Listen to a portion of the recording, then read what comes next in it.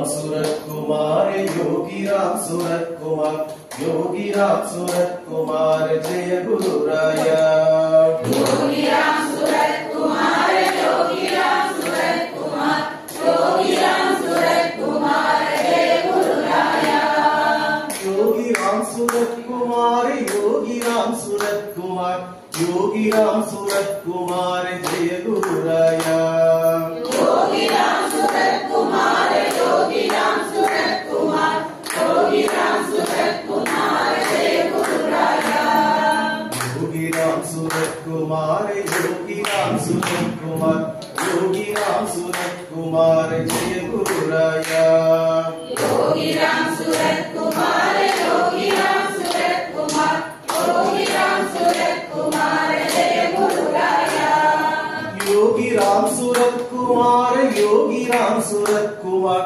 योगी राम सूरत कुमार जय गुरु राया योगी राम सूरत कुमार योगी राम सूरत कुमार योगी राम सूरत कुमार जय गुरु राया श्री राम जय जय राम श्री राम जय राम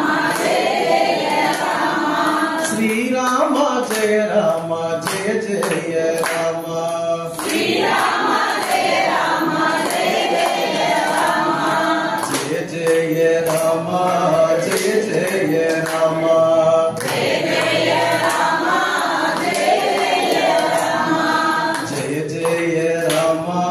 जय जय राम जय जय राम अरुणाचल शिवा अरुणाचल शिवा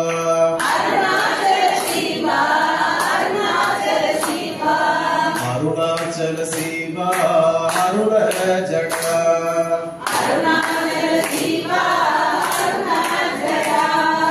अरुणाचल शिवा अरुणाचल शिवा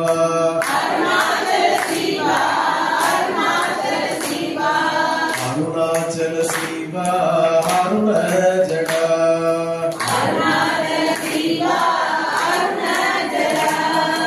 अरुणाचल शिवा अरुणाचल शिवा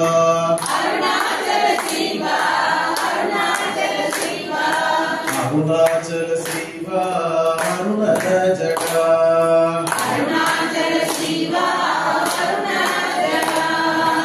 योगी राम सूरत कुमार योगी राम सूरत कुमार योगी राम सूरत कुमार जय गुरु राया योगी राम सूरत कुमार योगी राम सूरत कुमार योगी राम सूरत कुमार जय गुरु राया योगी राम सूरत कुमार योगी राम सूरत कुमार योगी राम सूरत कुमार जय गुरु राया योगी राम सूरत कुमार योगी राम सूरत कुमार योगी राम सूरत कुमार जय गुरु राया योगी राम सूरत कुमार योगी राम सूरत कुमार योगी राम सूरत कुमार जय गुरु राया योगी राम सूरत कुमार योगी राम सूरत कुमार योगी राम सूरत कुमार जय राम श्री राम जय राम श्री राम जय जय राम श्री राम जय जय जय राम जय जय राम जय जय राम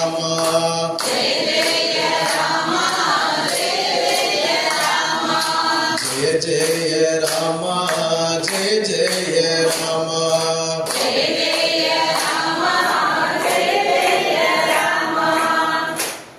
ஐயோ ரெண்டு வாரம் பேசிக்கலாம்.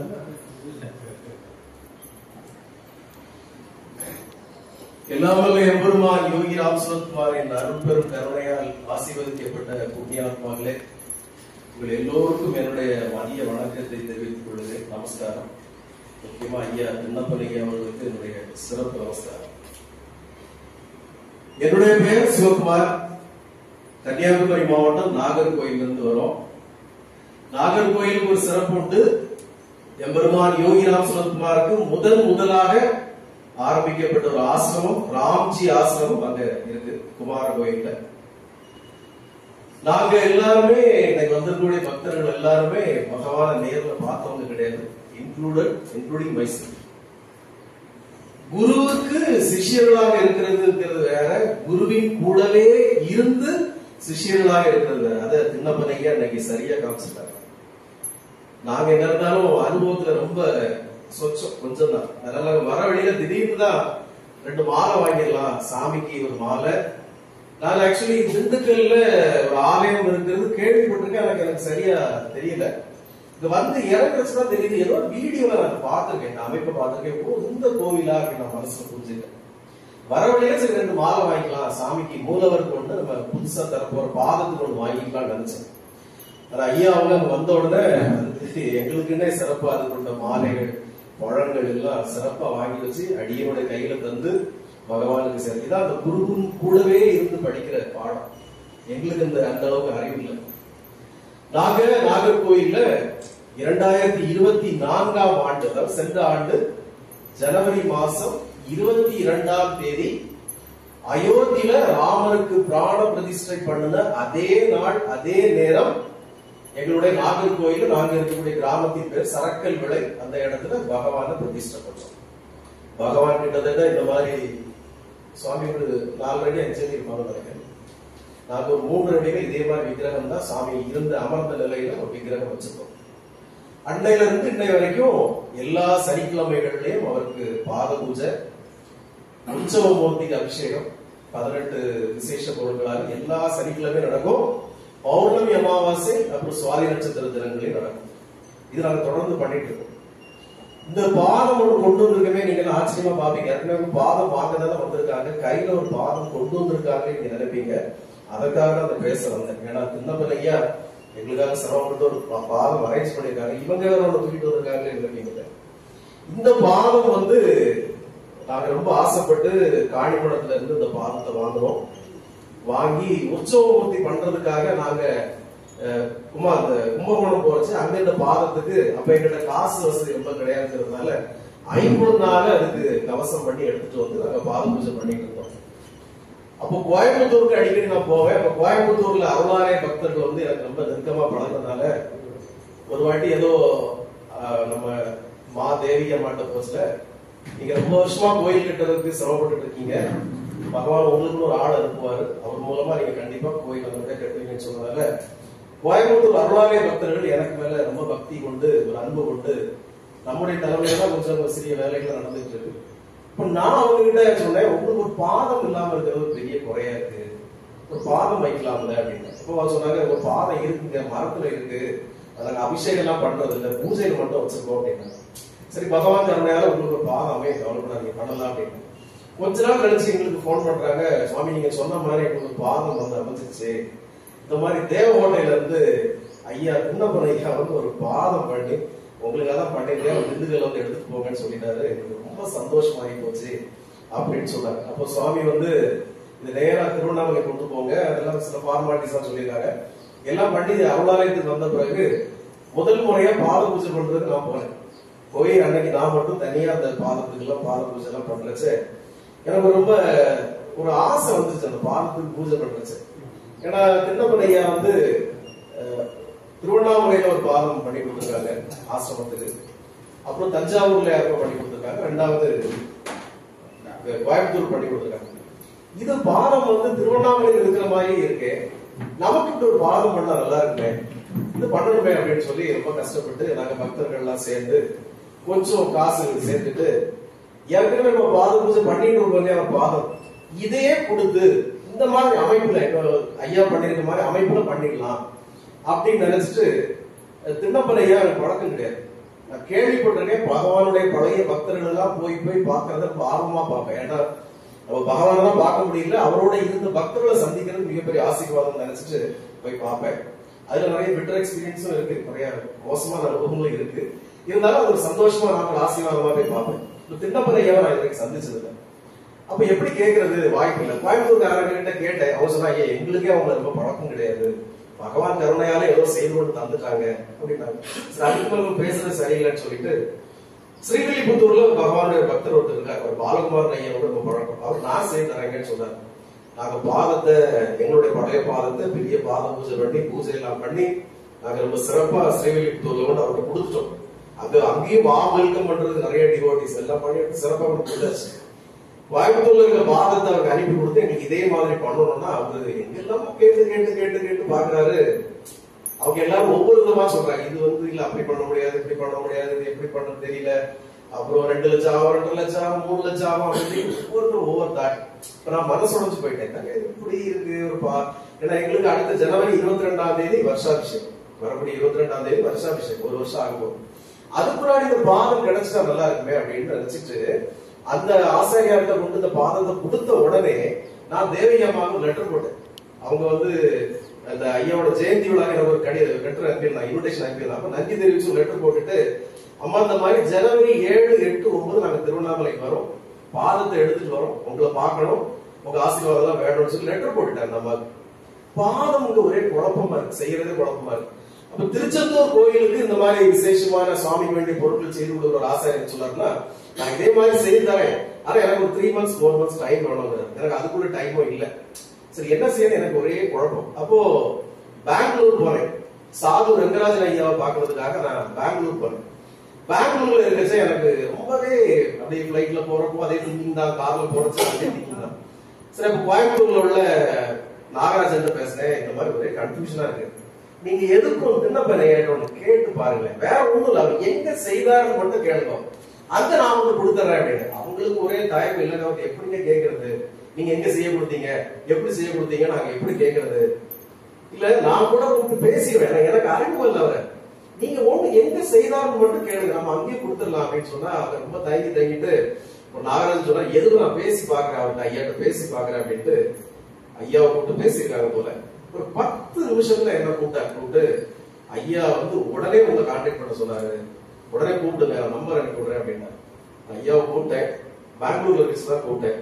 ஐயா ஒண்ணுமே சொல்ல, ஐயாட்ட ஒரு வார்த்தை சொன்னாங்க, அடியனுடைய கனவே, என்னுடைய லட்சியமே தமிழகத்தில் உள்ள அத்தனை யோகிராம் சுரத்குமாருடைய ஆலயங்களுக்கு ஒரு பாகம் பண்ணி கொடுக்கணும்னு ஆசை. நீங்க பகவான் கருணையாலே கேட்கறது நான் ரொம்ப சந்தோஷப்படுறேன், தாராளமா செய்யலாம், ஒன்றும் பிரச்சனை இல்லை அப்படின்னு சொல்றச்சே எனக்கு சந்தோஷம் தாங்க முடியல. அப்படி எனக்கு உதவி பண்ற ஒரு புண்ணிய ஆத்மாட்ட போய் எனக்கு இன்னும் டேட்டுக்குள்ள வேணும், நான் எப்படி சொல்றது, எனக்கு இன்னும் டேட்டுக்குள்ள வேணும், நான் 7ஆம் தேதி வரேன்னு சொல்லிட்டேன், எனக்கு உடனே வேணும், எப்படி சொல்றது, சொல்ல முடியாது. சரி ஒரு செய்து தரதே பெரிய புண்ணியம் நினைச்சிட்டு, சரிங்கய்யா பரவாயில்ல, சும்மா கேட்டேன், ஐயா எப்போ கிடைக்கும் அது லேசா தெரியுமா அப்படின்னு.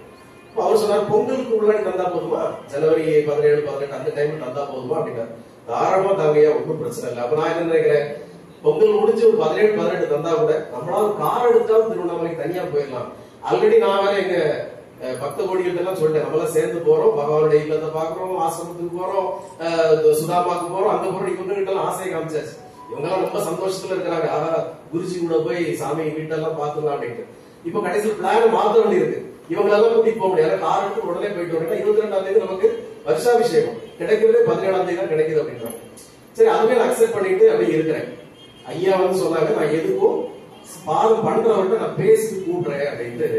அதான் பகவானுடைய கருணைகள். ஐயா கூப்பிட்டு சொல்றாங்க, ஜனவரி 5ஆம் தேதி பாதம் ரெடி ஆயிடும், நீங்க எடுத்துக்கலாம் அப்படின்னா. என்னுடைய சந்தோஷத்துக்கு அளவே கிடையாது, சந்தோஷத்துக்கு அளவே கிடையாது. நான் ஐயாட்ட சொல்லிக்கல, 5ஆம் தேதி பாதம் ரெடி ஆயிரும், நீங்க எப்ப வேணாலும் எடுத்துக்கலாம்னு சொல்லிட்டாங்க. எனக்கு சந்தோஷத்துக்கு அளவே கிடையாது. உடனே நான் இவங்களெல்லாம் அரேஞ்ச் பண்ணி ஒரு வேன்ல போயிடலாம், நம்மளாம் போயிடலாம், திண்டுக்கல்ல போய் வாங்கிட்டு அங்க நாமம் சொல்லி பார்த்து அவர் கையாலே வாங்கிட்டு எப்படி போயிடலாம் அப்படின்னு நினைச்சேன். பகவானுடைய கருணை பாருங்க. அடுத்தது நான் என்ன பண்றேன், ஸ்ரீவில்லிபுத்தூர்ல பாதம் பண்ண கொடுத்த அந்த ஆசாரியார்கிட்ட நான் நினைக்கிறேன், இனி பாதம் நீங்க பண்ண வேண்டாம், அந்த பாதத்தை நான் திரும்ப வாங்கிக்கிறேன் அப்படின்னு நினைச்சிட்டு. எனக்கு பொருளாதார வசதி நம்மகிட்ட இப்ப குறவுதான், அப்போ இதுக்கே நமக்கு ரூபா கொடுக்க வேண்டியிருக்கு, அதுக்கும் ரூபா கொடுக்கணும் கஷ்டம் அப்படின்ட்டு பாதத்தை நான் திரும்ப எடுத்துக்கிறேங்கன்னு சொன்னா அந்த ஆசிரியருக்கு ரொம்ப வருத்தம். என்னங்க பகவானுக்கு ஒரு புண்ணிய காரியம் செய்யலான்னு இருந்தேன், இப்படி திரும்ப கேட்கறீங்களே, சரி பரவாயில்ல திரும்ப எடுத்துக்கோங்க அப்படின்ட்டார். அன்னைக்கு நைட்டு நான் தூங்குறச்ச எங்க யோகி ராம் சுரத்குமார் நாம பிரச்சார கூட்டியில பாதத்துக்கு நாங்க பாத பூஜை பண்ணிட்டு இருக்கிற மாதிரி எனக்கு ஒரு கனவு. அதுல அந்த பாதம் வெள்ளி கலர்ல இருக்கு. வெள்ளி கலர்ல எனக்கு கண்ணு தெரிஞ்சோட சரி பகவான் இதுக்கும் வெள்ளி கவசம் பண்ண சொல்றாரு போல அப்படின்னு திரும்ப அந்த ஆசாரியரை கூப்பிட்டு சரி இதுக்கும் நீங்க சிம்பிளா பண்ணிருங்க அப்படின்னு சொல்லி பண்ணிட்டோம். அவரும் ரொம்ப லேட்டா தான் தருவேண்டவரு டக்குன்னு உடனே கொடுத்துட்டாரு. அப்படி வாங்கப்பட்ட பாதம் தான் அங்க ஏற்கனவே இருக்கிற பாதம், வெள்ளி பாதம். சின்னப்பலையா தந்திருக்கிறது 2வது பாதம். எனக்கு தெரிஞ்சு நம்ம ஒரு ஆண்டு தான் 2 பாதம் இருக்கும்னு நினைக்கிறேன். நாங்க நாகர்கோயில்ல சரக்கரோடை கிராமத்துல யோகி ராம் சுரத்குமார் நாம பிரச்சார குடி அப்படின்னு ஒண்ணு ஆரம்பிச்சிருக்கோம். பெரிய ஆலயம்லாம் ஒண்ணு கிடையாது, 1 வருஷம் தான் ஆச்சு. நான் அடியேன் பகவான எனக்கு 35 வருஷமா அவரை தெரியும். ஏன்னா காளிமடத்துல பொன்காமராஜ் ஐயா அந்த விளம்பரங்கள்லாம் பண்றது நான் பார்த்திருக்கேன். ஆனா பகவான் என்ன முழுக்க ஆட்கொண்டது ஒரு 4 வருடங்களுக்கு முன்னாடிதான். அப்புறம் ஏன் மூலமா இன்னைக்கு நம்ம குடியில நிறைய பக்தர்கள் இவங்க எல்லாம் பகவான் புதிதாக அறிந்து கொண்டவர்கள் இன்னும் நிறைய பேர் இருக்காங்க, வர முடியல. அப்ப பகவானுக்கு அது ஏன் நாம பிரச்சார குடி அப்படின்னு வச்சிருக்கோம்னா, நாமத்தை பிரச்சாரம் பண்றது ஒண்ணுதான் அடியனுடைய குறிக்கோள். எனக்கு ஒரே ஒரு மனக்குறை இருந்ததுங்க, நான் உங்களுக்கு வெளிப்படையா சொல்றேன். சீனியர், வருத்தப்படக்கூடாது யாரும். எனக்கு ஒரு மனக்குறை இருந்தது. பகவான் அழைத்த புதிதுல எனக்கு பகவான் மேல பக்தி இல்ல, பைத்தியம். இப்போ அந்த பைத்தியம் தான். தொழில் எல்லாம் விட்டு போட்டு, ஹாஸ்பிட்டல் எல்லாம் விட்டு போட்டு, முழு நேரம் அதெல்லாம் முழுக்கடையா கிடைக்கிறோம்.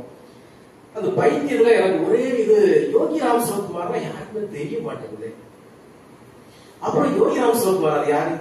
நாகர்கோயில்ல தெரியாது, முக்கால்வாசிகளுக்கு தெரியாது. எனக்கு விசிறி சாமியா இருப்பாங்க அவரா அப்படிங்கிற கணக்கம்பட்டி சாமியை கூட அவ்வளவு தெரியுது.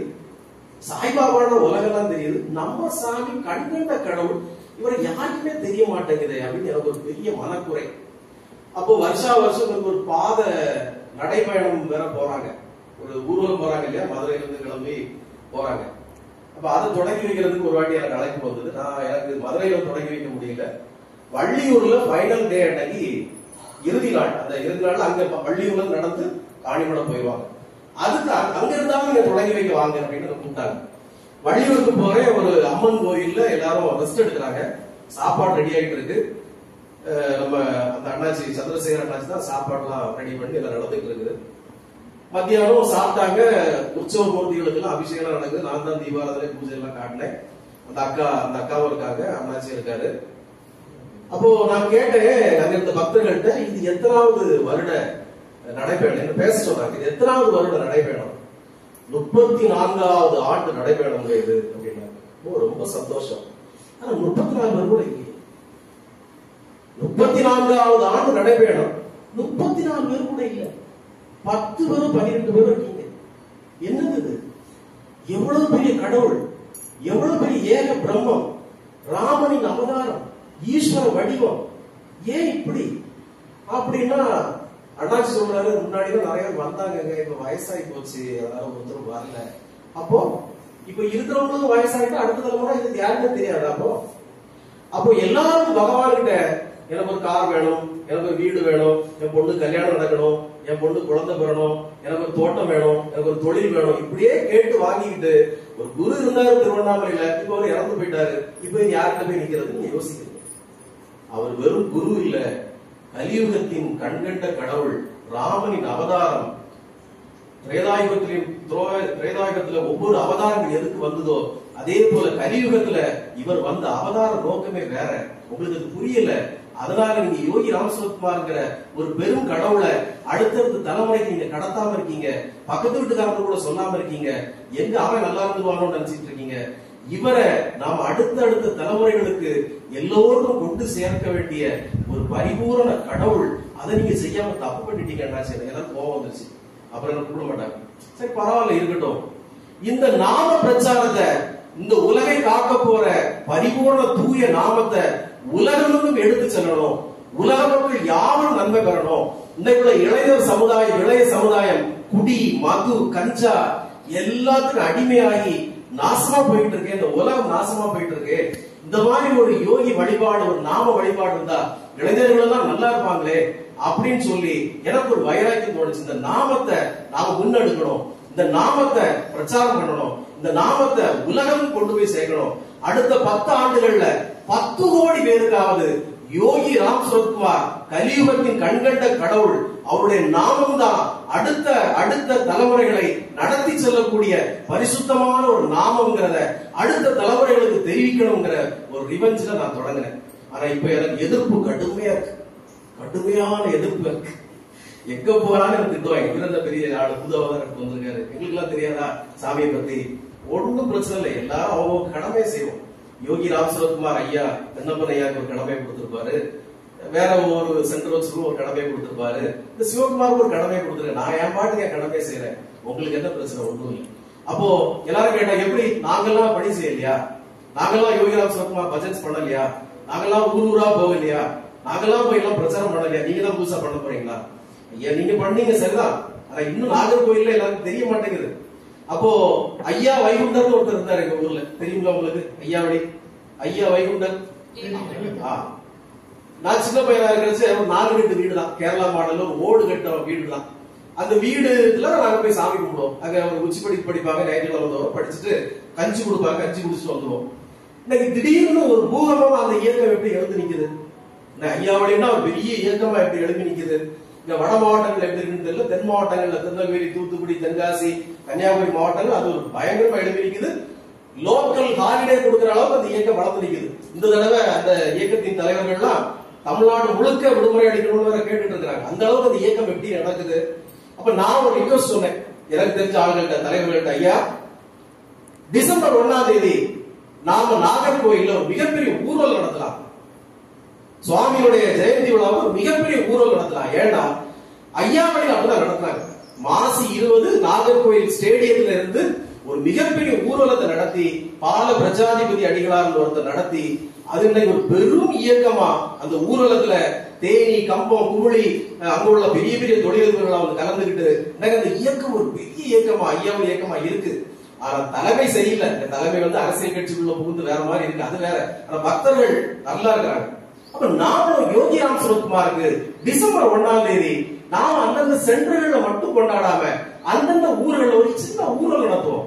கலெக்டர் ஒரு பர்மிஷன் வாங்கி, எஸ்பி ஒரு பர்மிஷன் வாங்கி, முத வருஷம் 100 பேர் வருவாங்க, அப்புறம் ஒரு 150 பேர் வருவாங்க, அப்புறம் ஒரு 1000 பேர் வருவாங்க. பப்ளிக்ல பாக்குறது யோகிராம் சுரத்குமார் அந்த நாமத்தை கொண்டு போவோம், நாமத்தை செய்வோம். இந்த ஈஷா சென்டர்ல பண்ற மாதிரி ஒரு நல்ல ஒரு ட்ரக், ஒரு லாரி பிடிச்சி அதுல ஒரு யோகிராம் சுரத்குமார் விக்கிரம் அந்த மாதிரி வச்சு பொது கோயில்கள் எல்லாம், முத்தாரம்மன் கோயில், அந்த கோயில், இந்த கோயில், நாராயண கோயில், முருகன் கோயில், இந்த கோயில்கள்ல நல்ல வழிபாடு நடக்கச்சு அங்க கொண்டு இந்த வண்டியை விடுவோம், சாமியை பத்தி ஒரு பிரச்சாரம் பண்ணுவோம், சாமியை பத்தி எடுத்து பேசுவோம், ஜனங்கள்கிட்ட இது யாரு இது யாரு இது யாருன்னு நாம தெரியப்படுத்துவோம். ஈஷா அப்படிதானே வளர்ந்தது. ஒரு 25 வருஷத்துக்கு முன்னாடி உங்களுக்கு ஜக்கி வாசுதேவனா யாருன்னு தெரியுமா? 10 வருஷத்துக்கு முன்னாடி ஆதியோகின்னு ஒரு கடவுள் இருந்தது உங்களுக்கு தெரியுமா? தெரியவே தெரியாது. ஆதியோகின்னு உங்களுக்கு தெரியுமா ஒரு கடவுள் இருக்குது? 10 வருஷத்துக்குள்ள ஒரு கடவுளை உருவாக்கி அந்த கடவுளை உலகப்படுத்தி எத்தனையோ கோடி பேர் வழிபடுறாங்க. ஏன் நமக்கு ஒரு ஏக தெய்வம் கலிபத்தி கண்கண்ட கடவுளை 50 வருஷமா 100 வருஷம் நம்மளாலே கடத்த முடியல. நாம இதை செய்வோம், ஒரு இயக்கமா செய்வோம் அப்படின்னு சொன்னா அதுக்கு எனக்கு ஏகப்பட்ட எதிர்ப்பு. நான் ஏதோ பெரிய ஆளா உருவாகிறதுக்கு நினைக்கிறேன் அப்படின்ட்டு எனக்கு பயங்கரமான எதிர்ப்பு. சார் நான் விட்டுட்டேன். சார் நம்மளால முடிஞ்சதை செய்வோம். உடனே என்கிட்ட கேட்டாங்க, நீங்க எப்படி நாமத்தை வளர்த்துவீங்களா, உலகமெல்லாம் கொண்டு போயிருவீங்களா? நாங்க செய்யலையா அது வரைக்கும்? 10 வருஷத்துல உங்களால கொண்டு போயிட முடியுமா அப்படின்னாங்க. நான் சொன்னேன், ஐயா என்னால 10 வருஷத்துல கொண்டு போக முடியுமா இல்லையாங்கிறதுக்கு எனக்கு தெரியாது. பகவான் தான் உத்தரவு தரணும், அவர் தான் நடத்தணும். பகவான் யோகிராம் சுரத்குமாரை பொறுத்த மட்டும் நாம நினைக்கலாம், அதை நடத்துறது அவர் தான் நடத்தணும். நாம நினைச்சு நடத்த முடியாது. இன்னைக்கு இந்த நிமிஷம் நாங்கெல்லாம் இந்த திண்டுக்கல் ஆலயத்துக்கு வரணுங்கிறது அவர் செய்தது, அவர் நடத்துறது. இன்னும் பல பேர் வரைய சொல்லியிருந்தாங்க, வரல.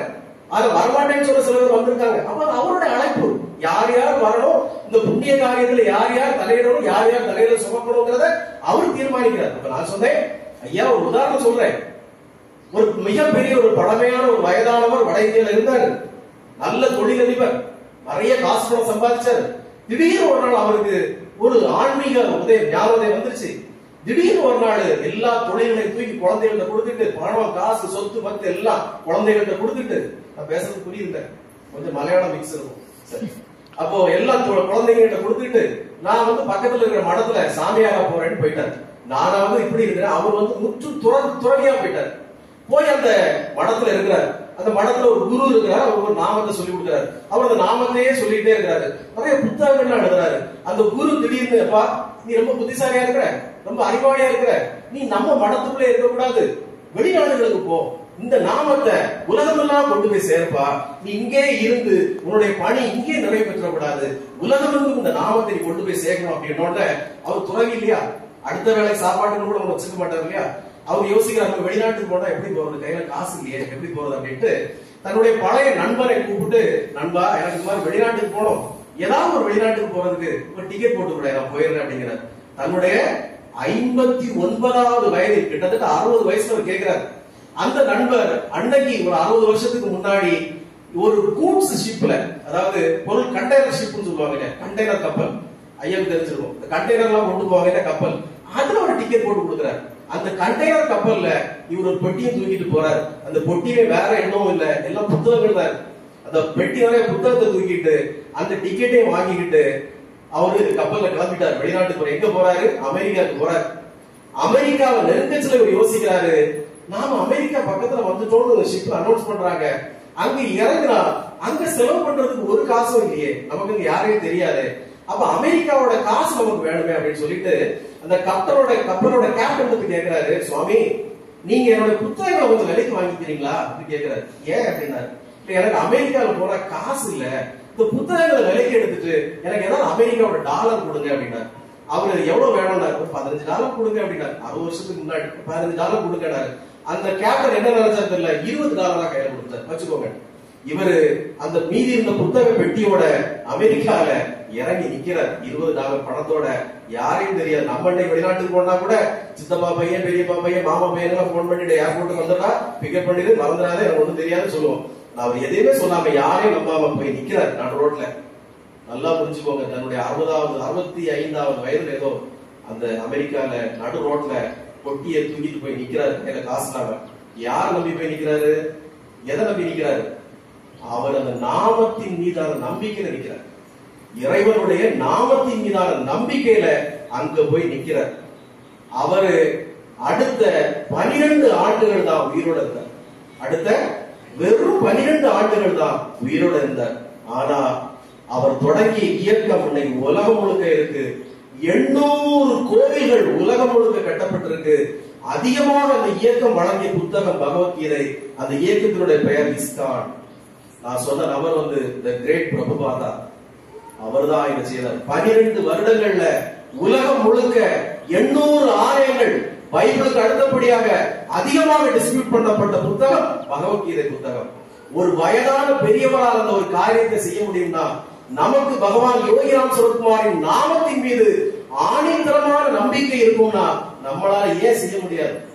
ஏன் செய்ய முடியாது? ராமாயணத்துல ஃபுல்லா நீங்க ராமாயணம் முழுக்க படித்தீங்கன்னா, ராமாயணத்துல முழுக்க அந்த அதுல வரக்கூடிய கதாபாத்திரங்கள் எல்லாமே ஒவ்வொரு காலகட்டத்துல கலங்கி இருக்கும், துடிச்சிருக்கும், அழுது இருக்கும், கலங்கி இருக்கும். ராமர் கலங்குனார், சீதா அழுதாங்க, லக்ஷ்மணன் கலங்குனான், சுக்ரீவன் அழுதான், வாலியவன், எல்லாருமே அந்த கேரக்டர் எல்லாமே ராமாயணத்துல முழுக்க பயந்துருப்பாங்க, அழுதுருப்பாங்க. ஒரே ஒரு கேரக்டர் மட்டும் பயப்படவும் இல்ல, அழவும் இல்ல, துணிஞ்சு நின்றது. எந்த கேரக்டர்? ஆஞ்சநேயர். ஆஞ்சநேயர் ராமபிரானை நம்பினாரோ இல்லையோ, ராம நாமத்தை நம்பினார். அந்த ராம நாமத்தின் மீது இருந்த நம்பிக்கையால அவர் மாலையே தூக்குறார். வேற உண்மை. அப்ப நமக்கு எம்பெருமான் யோகிராம் சுரத்குமார் நாம எப்படி இருக்கிறோம் இல்ல, அவர் தந்த நமக்கு நாமத்தின் மீதான நம்பிக்கை வலிமையாக இருக்கணும். அந்த நாமத்தால நாம இந்த உலகத்தையே புரட்டி போட முடியும். அந்த நாமத்தால அடுத்த தலைமுறைகளை நல்வழிப்படுத்த முடியும். அந்த நாமத்தின் பலனால இந்த உலகையே, இந்த பிரபஞ்சத்தையே நல்வழிப்படுத்த முடியுங்கிற நம்பிக்கை அடியனுக்கு இருக்கு. உங்களுக்கு இருக்குல்ல? உங்களுக்கு இருக்குல்ல? அப்ப நாம செய்ய வேண்டியது, அடுத்த 10 ஆண்டுகள்ல 10 கோடி பேருக்காவது பகவான் யோகி ராம் சுரத்குமார்ங்கிற பெரும் கருணையான கடவுளை, கலியுகத்தின் கண்கண்ட கடவுளை, ராமகிருஷ்ண அவதாரத்தை, ஈஸ்வர வடிவத்தை நாம எல்லாரும் கொண்டு போய் சேர்க்கணும். ஒண்ணு புரிஞ்சுக்கோங்க, இன்னைக்கு இருக்கிற பாரம்பரிய பெரிய கோயில்களுக்கு அடுத்த இளைஞர் தலைமுறைகளை கொண்டு போக முடியாது. அவங்க ஈஸியா வரமாட்டான். கோயில் விட்டா வரமாட்டான், சும்மா போயிட்டு. ஆனா யோகிராம் சுரத்குமார் வழிபாடுங்கிறது ரொம்ப எளிமையானது. நீ குளிச்சு போகணும்னு அவசியம் இல்ல, பல்லு விளக்கணும்னு அவசியம் இல்ல, எதுவும் அவசியம் இல்லை. நீ எப்ப வேணா நாமத்தை சொல்லலாம், நீ எப்ப வேணா நாமத்தை சொல்லலாம். பகவான் யோகிராம் சுரத்குமாருக்கு சாஸ்திரம் இல்ல, சம்பிரதாயம் இல்ல, எதுவுமே இல்ல. ஒரு பூ போதும், ஒரு விளக்கு போதும், ஒரு ஊர்வத்தி போதும். ஒரு குழந்தை செய்யாதா? நீ எப்போட நாமத்தை சொல்லு, படுக்கையில எழுந்தோட நாமத்தை சொல்லு, தூங்குற வரைக்கும் நாமத்தை சொல்லு, செல்ல ஆஃப் பண்ணி வச்சு நாமத்தை சொல்லுன்னா காலப்போக்கில் அவன் பழகிடுவான். அவன் நாமத்தை சொல்ல சொல்ல சொல்ல சொல்ல சொல்ல அவன்கிட்ட இருக்கக்கூடிய எல்லா தீய பழக்கங்களும் வெளியே போய் நல்ல பழக்கங்கள் வந்து பெற்றோர்களை மதிப்பான், பெரியவங்களை மதிப்பான், சுவாமியை வழிபடுவான், இந்த உலகத்துல அடுத்தவங்களை மதிப்பான், எல்லாரும் சகோதர சகோதரியா நினைப்பான், இந்த உலகம் நல்லா இருக்கும்னு நினைப்பான். நடக்காது. அப்ப நாம எல்லாரும் இங்க வழிபடுறதோட நிறுத்தாம மற்றவங்களுக்கும் பிறருக்கும் பகவானை பத்தி எடுத்து சொல்லணும், பகவானுடைய நாமத்தை எடுத்து சொல்லணும், பகவானுடைய நாமத்தின் புண்ணியத்தை எடுத்து சொல்லணும் அப்படிங்கறது அடியனுடைய தாழ்மையான கருத்து. அதனாலதான் நான் அருளாலயம், நாமாலயம் அப்படிலாம் பேர் வைக்காம நாம பிரச்சார குடி, இதை பிரச்சாரம் பண்றதுதான் நம்முடைய ஆத்மார்த்தமான ஒரு பணியா இருக்கும் நினைச்சு இது தொடங்கி இருக்கேன். அதுக்கு ஐயாவோட ஆசீர்வாதம், நிறைய பெரியவங்களோட ஆசீர்வாதம் நமக்கு இருக்கு. அந்த ஆசீர்வாதத்தோட முன்னெடுப்போம். ஆசீர்வாதம் இல்லைன்னா கூட ஒரு சிலர் நம்மளை எதிர்த்தா கூட தைரியமாக முன்னெடுப்போம். எங்க நாம பிரச்சார குடியில எந்த காணிக்கையோ எந்த ஸ்பான்சரையோ நம்ம பெருசா ஏத்துக்கிறது இல்ல, யாருக்கிட்டையும் கம்பல் பண்றது இல்ல, அதை கொடுங்க இதை கொடுங்கன்னு கேட்கறது இல்ல. அவங்களா பிரியப்பட்டு பகவானுக்கு அதை வச்சுக்கோங்கன்னு சொன்னா செய்திருவோம். எல்லா சனிக்கிழமையும் பாத பூஜை பண்றோம். மற்ற சென்டர்கள் மாதிரி உங்க வீட்டுல கல்யாணம்னா ஒரு பாத பூஜை பண்ணுங்க, இவ்வளவு ரூபா கட்டுங்கன்னு நம்ம சொல்றது இல்ல. எல்லா சனிக்கிழமையும் யோகிராம் சுரத்குமார் நாம பிரச்சார குடியில பாத பூஜை நடக்கும், உற்சவ மூர்த்திக்கு அபிஷேகம் நடக்கும். யார் யாரெல்லாம் கலந்துக்கிடுமோ எல்லாரும் கலந்துக்கலாம். உங்களால முடிஞ்சா ஒரு 1/4 லிட்டர் பால் பாக்கெட்டோ, இல்ல ஒரு 10 ரூபாய்க்கு ஒரு பன்னீர் குப்பியோ, இல்லன்னா ஒரு முழம் பூவோ வாங்கி கொண்டு கொடுக்கலாம். அதுவும் இல்லையா தாராளமாக வரலாம். உங்களுக்கு வசதி இல்லையா, வீட்டுக்கு தூரமா, வராம இருக்க கூடாது, வரணும். இல்ல உங்களுக்கு குளிக்க முடியல, குளிக்கல, வரணும். இல்ல நாளைக்கு மத்தியானம் மாம்சம் சாப்பிட்டேன் அதெல்லாம் வரல, நோ, சாமி அதெல்லாம் ஒண்ணுமே சொல்ல மாட்டார். நீங்க வரணும், எல்லாரும் வந்திருக்கணும். கண்டிப்பாக யாரும் குளிக்கல, மத்தியானம் சாப்பிட்டேன், பிரியாணி சாப்பிட்டேன், அந்த எக்ஸ்கியூஸே சொல்லக்கூடாது. எல்லாரும் சனிக்கிழமைன்னா கண்டிப்பாக வந்திருக்கணுங்கிற நியதினால இன்னைக்கு கொஞ்ச நாட்களுக்குள்ளே நம்ம குடியில ஒரு 60-70 பக்தர்கள் புதிதாக வந்திருக்காங்க. வெளியூர்களே ஏற்கனவே ரொம்ப அறிமுகமான ராஜபாளையம், ஸ்ரீவில்லிபுத்தூர் அந்த ஏரியாக்கள்ல கூட சுவாமியை தெரியாம இருந்தவங்க கூட இன்னைக்கு நம்ம வர வச்சு தினமும் நம்மளுடைய யூடியூப் சேனல்ல போய் பாத்தீங்கன்னா தெரியும். யோகிராம் சுரத்குமார் நாம பிரச்சாரம் அப்படின்னு ஒரு யூடியூப் இருக்கு. ஸ்ரீ MC சிவகுமார் ஒரு Facebook ஐடி இருக்கு, இவரு கூட Facebookல ஃப்ரெண்டா இருக்கான்னு நினைக்கிறேன். அப்ப அதுல போய் பாத்தீங்கன்னா தெரியும் நம்மளுடைய பணிகள்லாம். அந்த பணிகள் அவ்வளவு பரிசுத்தமா நாம பண்ணிட்டு இருக்கிறோம். இந்த பணியை நாம எல்லோரும் முன்னெடுத்தா அடுத்த 10 ஆண்டுகளுக்குள்ளாடி நம்ம முன்னோர்கள் பெரியவர்கள்லாம் இருக்கிறச்சு அவங்க கண்ணு முன்னாடி பகவான் யோகிராம் சுரத்குமார் ஏகமாக தமிழகம் முழு கோயில் வந்துட்டு தான் இருக்காங்க. இல்லைன்னு சொல்றது, புதுசு புதுசா கோயில்கள் வருது. ஆனா பக்தர்கள் எண்ணிக்கை ரொம்ப மினிமமா தான் இருக்கு. எல்லா இடத்துலயும் பக்தர்கள் கொஞ்சமா தான் வராங்க. சாய்பாபா கோயில்ல இருக்கிற கூட்டம் கூட நம்ம இதுல இல்ல. கடக்கம்பட்டி சாமியில இருக்கக்கூடிய கூட்டம் கூட நம்மகிட்ட இல்ல. நிறைய சாமிகளுடைய கூட்டம் நம்மகிட்ட இல்ல, ரொம்ப குறைவா.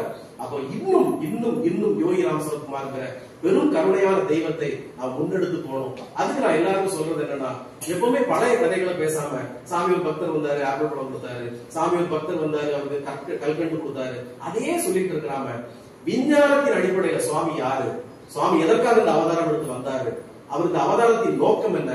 நான் உங்களுக்கு சொல்ல, நான் நிறைய பேசுவேன், இது முடிச்சுக்கிறேன் 5 நிமிஷத்துல.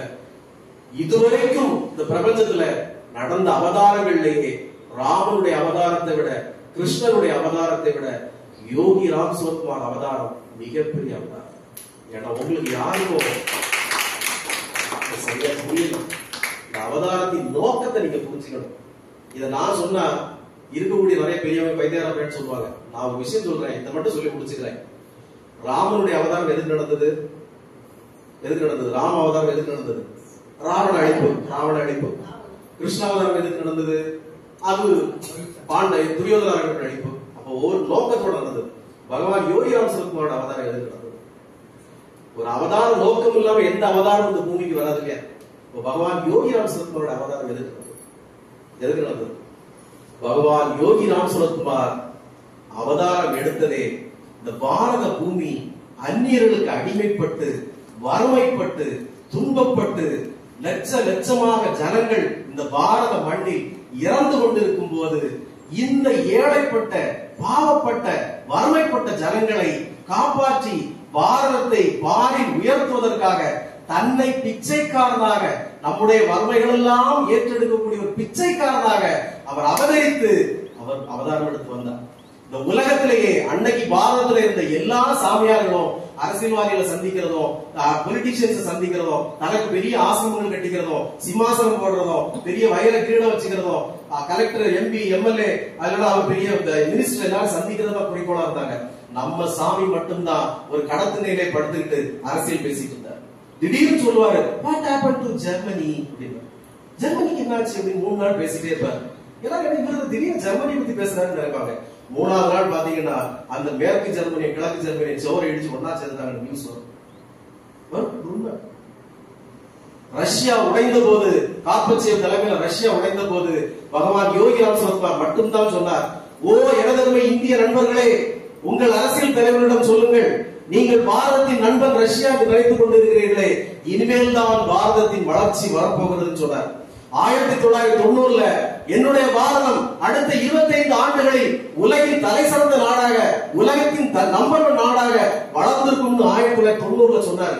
அதுக்கு முன்னாடி ராமர் கோயில் கட்டப்படும், பாரதத்தில் ராமர் கோயில் கட்டப்படும் சொன்னார். எல்லாரும் சிரிச்சாங்க, ராமர் கோயில் கட்டப்படுமா, அது எவ்வளவு பெரிய சென்சிட்டிவ் டாபிக், எல்லாம் நடக்கிறதா அப்படின்னாங்க. இதுக்கு மேல ஒன்று சொல்றேன் நண்பர்களே, அரசியல் முரண்படாதீங்க. பகவான் யோகி ராம் சுரத்குமார் ஒரே ஒரு பிரதம மந்திரியை தான் சந்திச்சார். தெரியுமா உங்களுக்கு? இந்தியாவில் ஆட்சி செய்த ஒரே ஒரு பிரைம் மினிஸ்டர் சந்திச்சார். ஐயா தெரியுமா? தெரியல. பகவான் யோகி ராம் சுரத்குமார் ஒரு முக்கியமா ஒரு பிரதம மந்திரிய திருவண்ணாமலைக்கு பக்கத்துல வந்தப்போ போய் சாமி போய் சந்திச்சார். அந்த சந்திப்பு இந்திய அரசியலை புரட்டி போட்டது. அந்த சந்திப்பு தான் பாரதத்தின் வளர்ச்சிக்கு வித்திட்டது. அந்த சந்திப்பு தான் பாரதம் அதற்கு பிறகு தழைத்தோங்க செய்தது. அந்த கிரேட் மனிதர் யாருன்னா மிஸ்டர் சந்திரசேகர். சந்திரசேகர் எதுக்கு சந்திச்சார்னா, சந்திரசேகருடைய ஆட்சி காலத்துல தான் இந்தியாவினுடைய பொருளாதாரம் அதல பாதாளத்துல போய் இந்திய தேசத்தின் கையிருப்பு தங்கத்தையே கொண்டு போய் உலக வங்கியில அடமானம் வைக்கிற அளவுக்கு அந்த பரிதாப நிலை போச்சுது. சாமி அவர்கள் அவரை போய் சந்திச்சுட்டு வந்தாரு.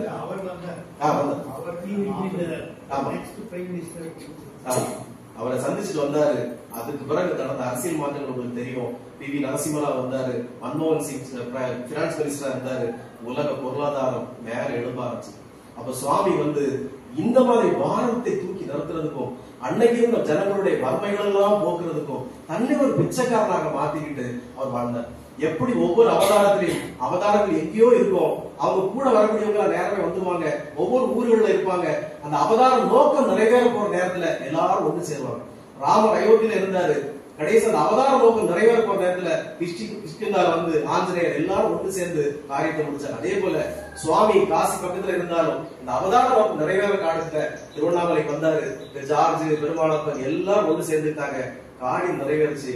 சாமியுடைய புண்ணிய ஆத்மா இன்னும் நம்முடைய பாரத தேசத்தை வளர்த்தெடுப்பதில், நம்முடைய தேசம் முன்னேறுவதில் பரிசுத்தமாக அந்த ஆத்மா பயன்படுத்தி அதான். அப்போ நம்முடைய எம்பெருமான் யோகி ராம் சுரத்குமாருடைய கனவை நனவாக்க இந்த ஒன்னே ஒன்றுதான் கேட்டாங்க, எனக்கு உன் நாமத்தை பிச்சையாக போடுங்கள். அந்த பிச்சையை நமக்கு பகவானுக்கு நாம் அந்த நாமத்தை எல்லோருக்கும் உலகம் செய்ய எல்லோரும் படி செய்ய வேண்டும் என்னோட ஆசை. யோகிராம் சுரத்குமார், யோகிராம் சுரத்குமார், யோகிராம் சுரத்குமார் ஜெயகுராயா, எனக்கு இந்த புண்ணிய காரியத்தை செய்து உதவிய ஐயா திருநப்பன் அவர்களுக்கு நான் பெரிய நன்றி கடன்பட்டிருக்கேன். நான் மட்டும் இல்ல, என்னுடைய யோகி ராம் சுரத்குமார் நாம பிரச்சாரம் கூடிய எல்லா பக்தர்களும் ஐயாவுக்கு நாங்கள் நன்றி கடன்பட்டிருக்கோம். உங்களுக்கு முடிஞ்சா கண்டிப்பா வாங்கன்னு தான் சொல்லுவேன். முடிஞ்சா ஐயா தலைமையில எல்லாரும் ஒரு வாட்டி இந்த யோகி ராம் சுரத்குமார் நாம பிரச்சாரம் கூடியது நிச்சயமா ஒரு வாட்டி வாங்க. ஒரு சனிக்கிழமைனா எங்களுக்கு விசேஷமான நாள், ஈவினிங் 4 மணிக்கு தொடங்கும். நிச்சயமாக வாங்க, பகவானுடைய அருளை பெறுங்க. யோகி ராம் சுரத்குமார், யோகி ராம் சுரத்குமார், யோகி ராம் சுரத்குமார் ஜெயகுரு. நன்றிங்க. யோகிராம் சுரத்குமார், யோகிராம் சுரத்குமார், யோகிராம் சுரத்குமார் ஜெயகுரு. கன்னியாகுமரி மாவட்டம் நாகர்கோவில்